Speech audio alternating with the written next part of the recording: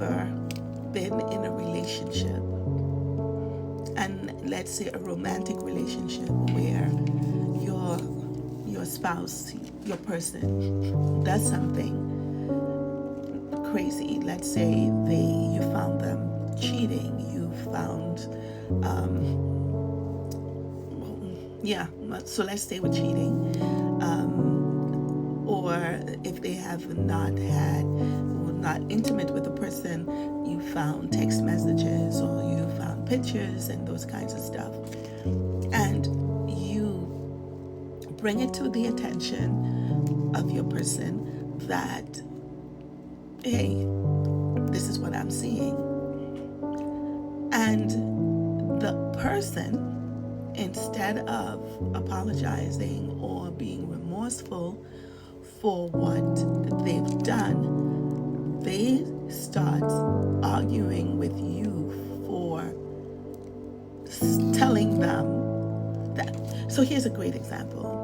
I am not condoning people going into other people's phone or computer or all that other stuff.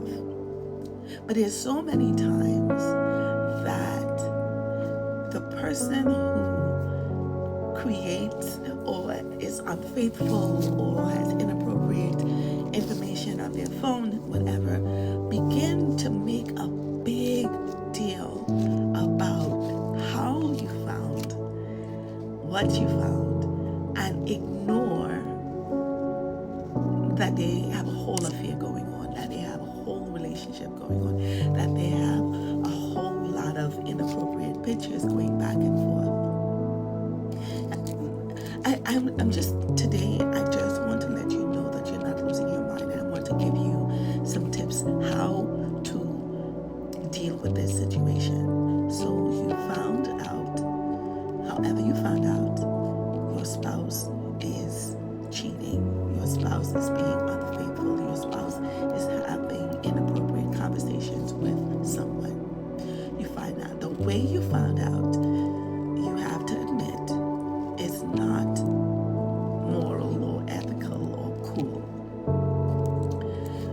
But in the discussion, now your spouse is going around talking and saying how bad you are for invading their phone. They're bringing up stuff that you've done or said in the past. They're making stuff up. They're lying because now the spotlight has moved. They want the spotlight to move from them to you.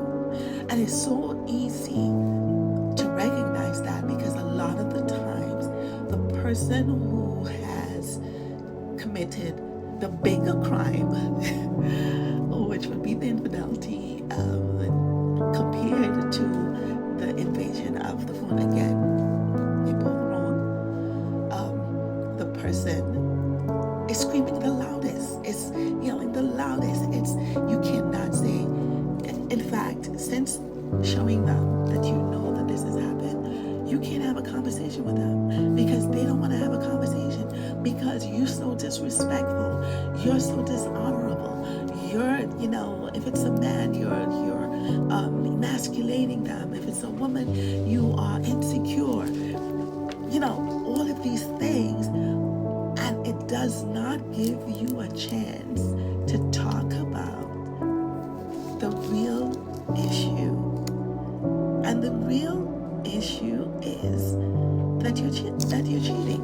Now, if you disagree with me, I would love to hear your opinion. I am not saying the way that the end justifies the means, but would there be any kind of remorse or accountability for what was found? And to the person who discovered this information, I want to suggest to you that you don't argue, don't fuss, because they need your flaring up to sustain this whole deflecting and moving the spotlight from them. They need you. They need you to come and try to be angry. Then they're going to say, I'm not talking to you. Then they would block you.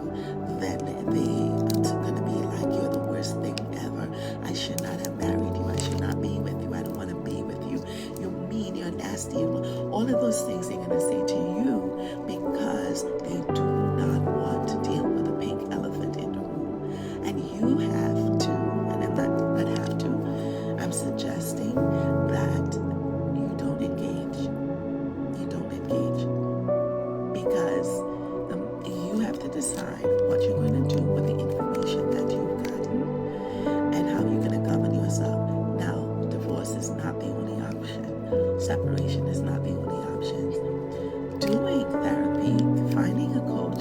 finding someone to speak with is a great option to help you to walk through this, but do not engage.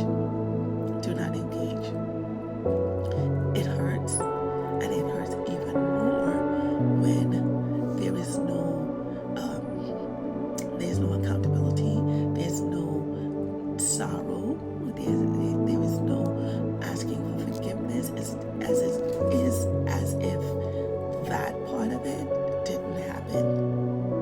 So I encourage you to not lose your mind, to really hold your peace and let the Lord fight your battle, and get the help that you need.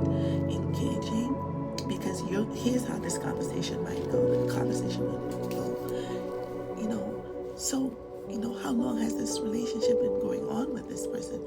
And then the husband or wife who is cheating is going to be like, don't ask me any questions. You are disrespectful. You're dishonorable. Why are you in my phone? What kind of man, what kind of woman are you to do something like that? You should be ashamed of yourself, and you call yourself a Christian, because a lot of times when people are going through those situations, the first thing that they're going to attack is your relationship with God. But all the while deflecting, making you feel, gaslighting, making you feel that your sin is greater than their sin, and not coming together and you apologizing and him or her talking through where you're at in the marriage. Don't engage. You hear me?